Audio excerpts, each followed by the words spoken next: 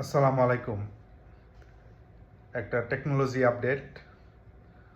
যখনই আমি কোনো নাম্বার সেভ করি, কারো নাম্বার, ঠিক একদিন বা 2 দিন পরে ওই নাম্বারে ফেসবুকে অটোমেটিক ফেসবুক ফ্রেন্ড রিকোয়েস্ট আসে বা নোটিফিকেশন আসে।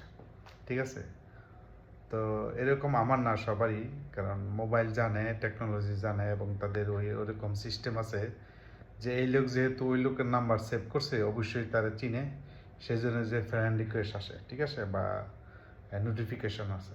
তো এরকম মোবাইলের আরেকটা জিনিস হচ্ছে গিয়া, যে আমরা যদি কোনো জিনিস দেখি, তাদের অ্যালগোরিদমটা এরকম যে ওই ব্যক্তি যদি বেশি বেশি কোনো একটা জিনিস নাটক দেখে, তার পরবর্তীতে সে নাটকই আসতে থাকে। ঠিক আছে?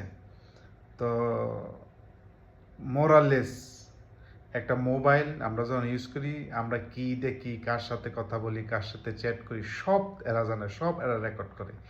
এই জন্য আজকাল দিন দিন অয়েলের থেকে, মানে তেলের থেকে ডাটার বেশি দাম বেশি।